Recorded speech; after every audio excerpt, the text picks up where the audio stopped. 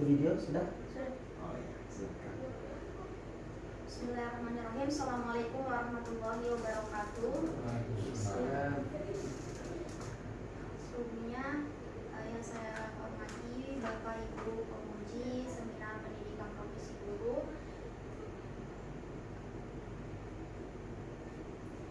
Perkenalkan, saya Rizky Andriani akan memaparkan Seminar Pendidikan Profesi Guru, di mana mata kuliah yang saya pilih dalam hal ini yaitu mata kuliah praktik pengalaman lapangan. Yang pertama yaitu terkait identifikasi diri atau visi diri. Visi saya untuk pendidikan Indonesia yaitu mengupayakan pemerolehan hak atas pendidikan yang berkualitas serta peningkatan kualitas proses pendidikan yang inklusif, merdeka, bernilai luhur, dan mempersiapkan peserta didik untuk menghadapi tantangan global dan perkembangan zaman.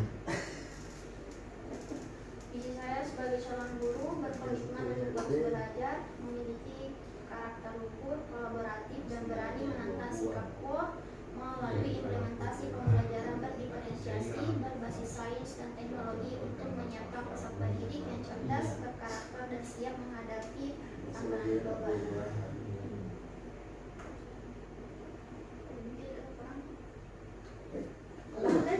Iya, siapa? Dapur aja nih Pak.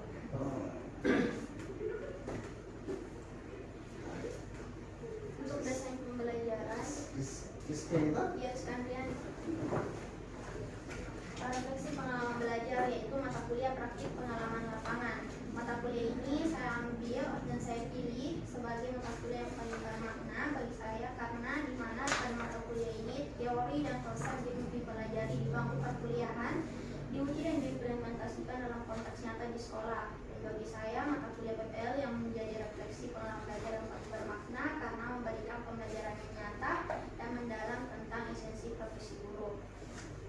Di mana dalam kegiatan praktik pengalaman lapangan, saya belajar berancang pembelajaran yang efektif dan berpusat pada peserta didik, menilai hasil belajar peserta didik secara komprehensif, membimbing peserta didik dalam proses belajar, berkomunikasi dan berkolaborasi dengan berbagai pihak, menyesuaikan diri dengan berbagai situasi dan kondisi yang terjadi di lapangan.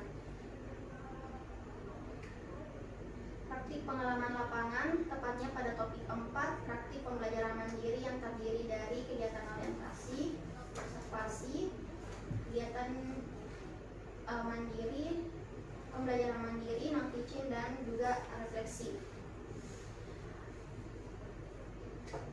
Adapun artefak pembelajaran yang saya paparkan itu tepatnya pada topik 4 itu terdiri dari perangkat pembelajaran, kemudian observasi perangkat pembelajaran yang dilakukan oleh rekan, kemudian refleksi pelaksanaan pembelajaran, dan jurnal harian. Adapun artefak pembelajaran berupa dokumentasi, ini adalah dokumentasi pada saat saya melakukan konsultasi dengan guru pamong di sekolah, kemudian gambar kedua pada saat melaksanakan proses pembelajaran, begitupun dengan gambar yang ketiga. Adapun ini juga kegiatan PPL di mana terdiri dari kegiatan non-teaching. Untuk desain pembelajaran yang saya lakukan atau saya buat yang terlampir pada laporan itu dilatar belakangi karena saya susun berdasarkan latar belakang karena peserta didik kurang berkonsentrasi pada saat pembelajaran berlangsung, peserta didik merasa bosan selama proses pembelajaran berlangsung, dan hasil belajar peserta didik menurun khususnya pada jam terakhir pembelajaran. Hasil refleksi pengalaman belajar yang saya alami selama mengikuti PPG, saya menyadari bahwa saya cukup memiliki kemampuan manajemen waktu untuk dapat menyiapkan pembelajaran dengan lebih baik. Kemudian menyadari bahwa dunia pendidikan terus berkembang dengan pesat, teknologi baru, pendekatan pembelajaran yang inovatif, dan tuntutan peserta didik yang semakin beragam menuntut saya untuk terus beradaptasi dan mengembangkan diri. Kemudian menyadari bahwa dedikasi, kerja keras, dan komitmen adalah kunci keberhasilan bagi seorang guru, dan menyadari bahwa peran guru tidak hanya sebatas menyampaikan materi pembelajaran, namun guru juga berperan sebagai sosok teladan bagi peserta didik. paradigma baru terhadap makna guru. Guru ialah mereka yang bukan hanya sekedar sebagai penyampai ilmu, tetapi juga mampu menjadi fasilitator pembelajaran dan inspirator bagi peserta didik. Kemudian guru ialah mereka yang memiliki kemampuan pedagogi yang kuat serta keterampilan interpersonal yang baik.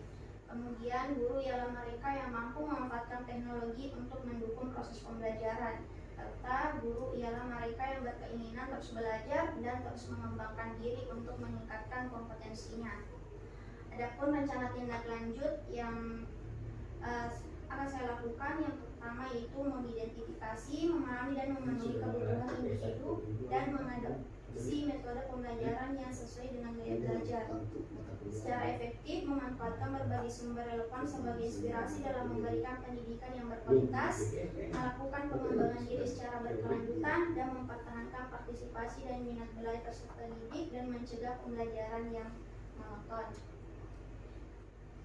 Baik, mungkin sekian presentasi dari saya kembalikan kepada Bapak Ibu Dewan Penguji. Oke, terima kasih Saudari Eka Rizka Andriani. Selanjutnya saya persilakan kepada Ibu Siti Aisyah. Oke, terima kasih Pak Dokter. Ini dalam menyampaikan materinya tadi cukup bagus, menarik. Tarik nafas dulu, jangan tegang. Ya. Berisi nih Pak, berisi menurut kemarin dosennya. Di sini lebih saya lihat visi misi pribadinya itu mengupayakan memperoleh hak atas pendidikan yang berkualitas. Kalau menurut pandangannya Rini, Rizka ya, menurut pandangannya Rizka, pendidikan sekarang ini di dalam pelaksananya kira-kira bagaimana pandangan Rizka?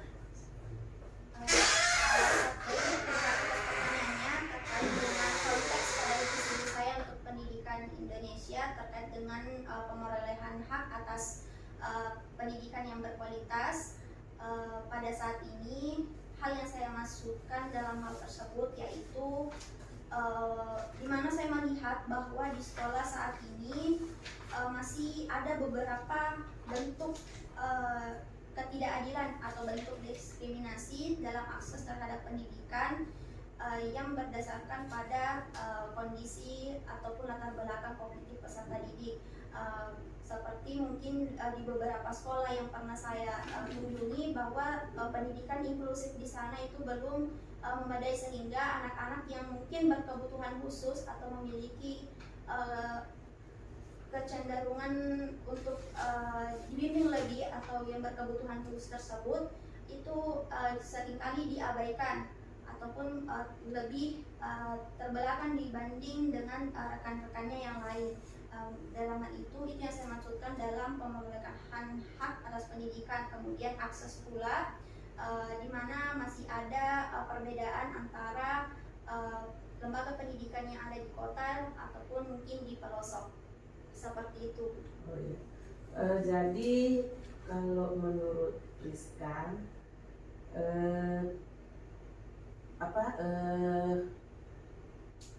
pendidikan sekarang ini belum merata, ya menurut Rizka. Jadi Rizka menginginkan bahwa ada pemerataan di dalam sekolah-sekolah itu, di desa, di kota itu harus sama.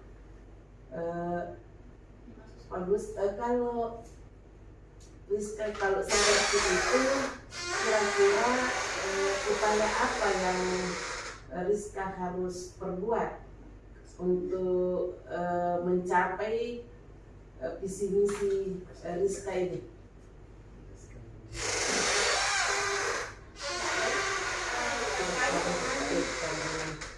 Terkait dengan bagaimana kemudian pemerataan pendidikan antar di desa dengan di kota yang saya maksudkan ini terus pada sesuai dengan kebutuhan, karena mungkin kebutuhan peserta didik yang ada di kota itu berbeda dengan kebutuhan peserta didik yang ada di desa. Jadi yang saya maksudkan ataupun yang saya dapat upayakan di sini adalah kompetensi guru itu sendiri, karena ketika guru mampu untuk mengelola pembelajaran dengan baik, menyiapkan pembelajaran secara efektif dengan keterbatasan teknologi ataupun hal yang berbeda antara di kota dengan di desa, itu bisa dipenuhi ketika gurunya kreatif.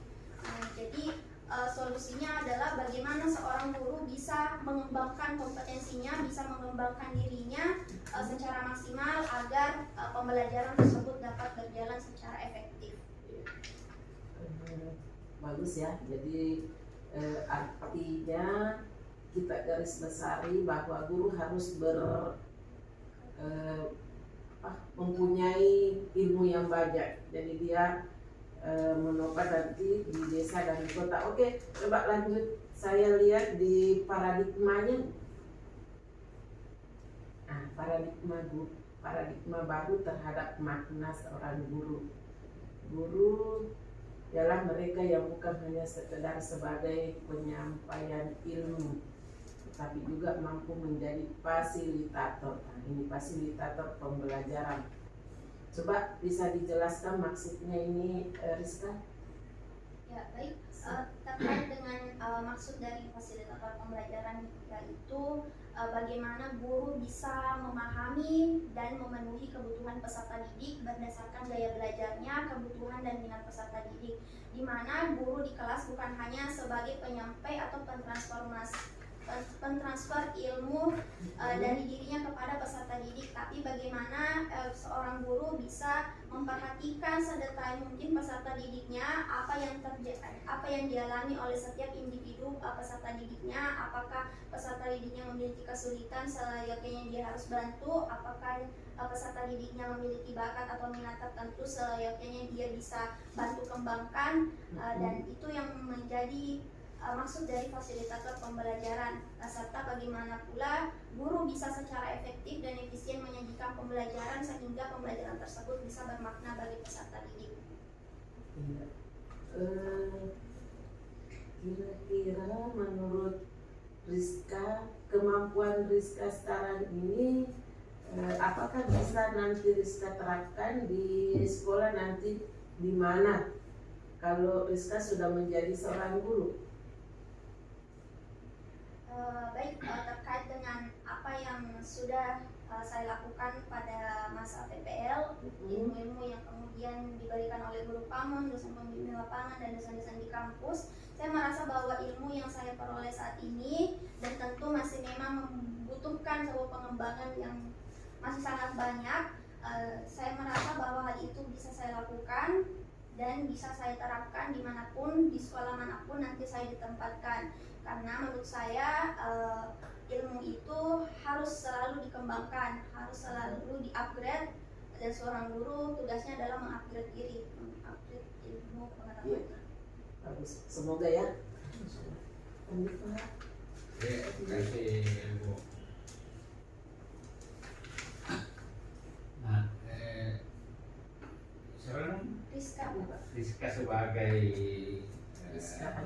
mahasiswa PPD Pajapatan itu paham bahwa sebagai mahasiswa itu seharusnya memiliki suatu profil dan lulusan PPD itu ada beberapa unsur yang perlu dikuasai. Di antaranya guru yang berkompeten, guru yang berkomitmen, ya, guru yang Pancasilais, guru yang belajar sepanjang hayat, ya. Bisakah Anda menjelaskan unsur-unsur itu yang saya sebutkan tadi? Misalnya mulai dari guru yang Pancasilais itu bagaimana, guru yang berkompeten itu bagaimana, guru yang berkomitmen, dan guru yang belajar sepanjang hayat.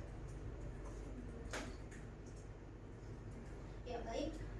Tentang guru yang kompeten terlebih dahulu, menurut saya guru yang kompeten itu mereka yang mampu memahami memahami kebutuhan peserta didik di dalam kelasnya ataupun di dalam ruang belajarnya, di mana ia bisa menyajikan, membuat ataupun menyusun rancangan ataupun susunan pembelajaran yang efektif dan tentunya bermakna bagi peserta didik yang tidak monoton.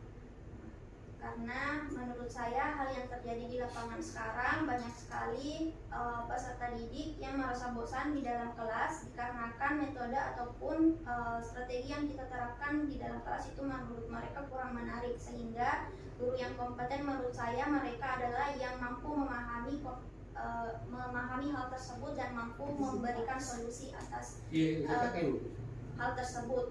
Kemudian menurut saya guru yang Pancasilais. Guru yang Pancasilais itu menurut saya guru yang memiliki karakter luhur, di mana ia bisa memberikan teladan, ia bisa berintegritas, memiliki karakter luhur. Dia bisa membimbing peserta didiknya dan dia bisa memberikan contoh bagi peserta didik bagaimana dia bersikap baik untuk dirinya sendiri maupun dengan orang lain. Kemudian guru yang berkomitmen. Guru yang berkomitmen menurut saya ialah guru yang memiliki loyalitas dan totalitas dalam profesinya, di mana ketika ia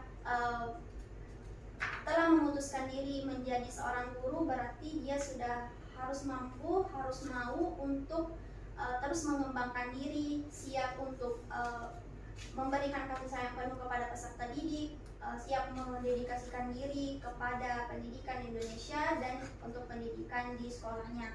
Kemudian terakhir tadi pembelajaran sepanjang hayat. Pembelajar sepanjang hayat, guru harus mampu menjadi pembelajar sepanjang hayat, karena menurut saya dunia ini terus berjalan, dunia ini terus memberikan perubahan-perubahan yang begitu pesat, termasuk di bidang teknologi dan tidak ketinggalan pada bidang pendidikan, di mana tentu sebagai seorang guru kita adalah sosok yang menjadi pembimbing bagi peserta didik untuk mengarahkan mereka ke masa depan.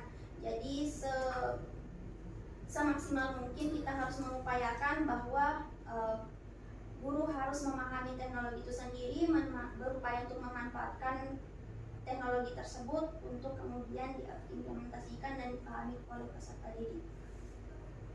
Bagus ya. Saya lihat dari kerjasama cukup rinci ini dari apa yang saya. Nah, kemudian selanjutnya ini kan Anda memilih PPL di, nah tentu dalam melaksanakan praktik pembelajaran di kelas. Apalagi di zaman sekarang ini banyaknya model, begitu banyaknya metode, begitu banyaknya media yang bisa digunakan. Nah, di dalam melaksanakan pembelajaran seperti sekarang ini, apa yang Anda menjadi tantangan di dalam melaksanakan pembelajaran seperti apa, Bapak? Baik, terkait dengan pengalaman saya selama mengikuti PPL, hal yang paling menantang menurut saya yaitu mempertahankan fokus dan konsentrasi peserta didik. Itu hal yang menjadi tantangan bagi saya, di mana seringkali saat pembelajaran berlangsung peserta didik itu kurang memperhatikan penjelasan guru, apalagi ditambah dengan fokus peserta didik di sekolah itu yang terpecah, di mana apalagi sekarang di sekolah, terutama di sekolah PPL saya dulu, siswa itu diperkenankan untuk membawa HP, sehingga hal-hal yang seperti peserta didik bisa saja menggunakan handphone pada saat jam istirahat itu terbawa sampai pembelajaran atau jam masuk setelah istirahat, sehingga tantangannya yaitu mengembalikan fokus mereka, mengembalikan fokus peserta didik supaya mereka bisa memperhatikan pembelajaran dengan baik. Jadi tantangan sebagai guru yaitu bagaimana kita tidak menciptakan pembelajaran yang monoton. Artinya kita harus menciptakan pembelajaran atau menerapkan pembelajaran yang kreatif seperti itu. Iya, makasih banyak Pak Makassaro. Tadi ini mata kuliah PPL 2 ya? Iya, PPL 2. betul. PPL 2 yang diangkat. dan khusus topik yang berhubungan dengan pelaksanaan Praktik pembelajaran. praktik pembelajaran. Oke, apa yang kau peroleh di situ?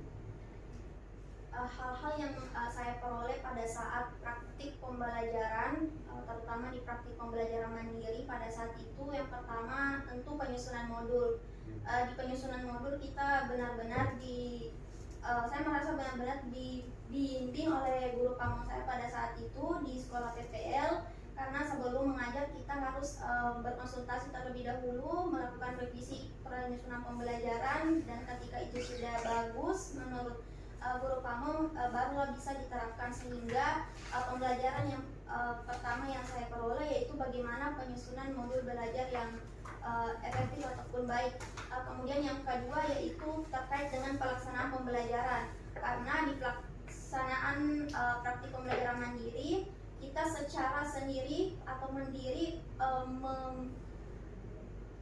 menginovasikan ataupun mengkreasikan secara sendiri apa yang ingin dilakukan di kelas tanpa didampingi lagi oleh guru pamong.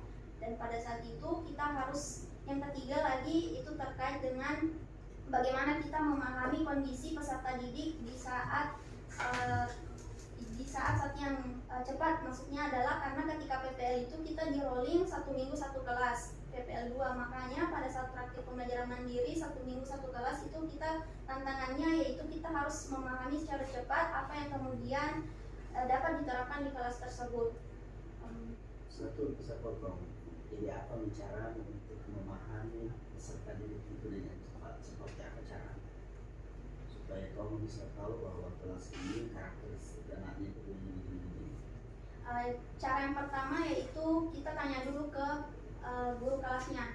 Kemudian yang kedua, saya tanyakan kepada rekan yang sebelumnya ada di kelas tersebut, di kelas ini seperti apa, adakah siswa yang berkebutuhan khusus, adakah siswa yang memiliki kesulitan belajar khusus dibandingkan yang lainnya atau tidak. Kemudian yang ketiga yaitu pada saat pembelajaran semaksimal mungkin kita menyesuaikan apa yang kemudian perlu disesuaikan di pembelajaran selanjutnya. Seperti itu. Dalam artian apa itu konsepnya? Dalam artian hal yang dilakukan guru tadi komunikasi. Ya, komunikasi. Guru ya, itu yang penting supaya nanti kalau kamu mengajar di sekolah komunikasi dengan sesama guru penting. Karena kita tidak tahu ini anak yang awalnya dari kelas sebelumnya, kan kita harus paham bahwa anak-anak ini seperti apa. Karena saya lihat rapor itu tidak bisa mewakili kondisi anak-anak, karena rapor sekarang kayak didik pulang tuh tidak bisa. Kan sebenarnya rapornya itu anak-anak SD itu kan menggambarkan itu anak, tapi ternyata tidak. Karena di situ baik semua, ternyata kadang anak-anak tidak ada juga yang kurang mampunya tahu. Biasa saya mengatakan kayak tidak pulang tuh dong, jadi tidak bisa itu yang menjadi persoalan. Jadi memang komunikasi sesama guru itu pentingnya. Kemudian dari segi pelaksanaan asesmen, kan ini salah satu yang kelihatan dilakukan kan asesmen. Bisa kau cerita bagaimana pelaksanaan asesmen yang kamu lakukan? Karena tadi belum disebutkan. Untuk pelaksanaan asesmen itu kita ada yang dilakukan di awal pembelajaran, itu yang paling penting. Asesmen diagnostik, non kognitif, dan kognitif di setiap awal pembelajaran. Untuk asesmen non kognitifnya itu pada saat PPL saya laksanakan sebanyak kurang lebih mungkin 2 kali untuk kelas yang baru pertama kali saya masuki. Kemudian untuk asesmen untuk penilaian kognitifnya saya laksanakan setiap selesai satu pembelajaran saya menilai dari hasil pengerjaan asesmen yang saya siapkan. Oh, itu sudah bagus itu. Memang untuk non kognitif memang di awal. Ya. Kalau untuk kognitif itu bisa setelah setiap topik selesai, mau pindah ke topik selanjutnya. Itu untuk praktik yang bagus. Oke, lanjut. Ada lagi? Bagaimana dengan asesmen kognitif, afektif, psikomotor yang kau lakukan di dalam proses pembelajaran? Untuk asesmen psikomotor kan disesuaikan dengan kegiatan siswa Pak, apa yang sesuai dengan modul ataupun kegiatan yang kita rancang dalam lembar kegiatan peserta didik. Kita bisa lihat dari situ. Kemudian untuk afektifnya kita lihat selama proses pembelajaran, kita catat melalui menggunakan jurnal harian ataupun jurnal afektif. Kemudian untuk kognitif itu tadi setiap selesai topik saya laksanakan, saya gunakan sebagai penilaian ataupun evaluasi untuk pembelajaran berikutnya. Apakah mungkin model asesmen saya ini kurang bagus, terutama di kognitif, ataupun perlu diganti ataupun bisa tetap digunakan seperti itu. Terima kasih. Terima kasih banyak. Rizka, saya kira cukup Rizka.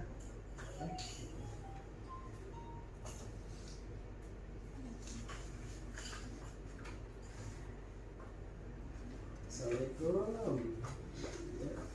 Iya Pak Haji. Baju di sama Ibu Maria Pak Haji. Ibu Maria.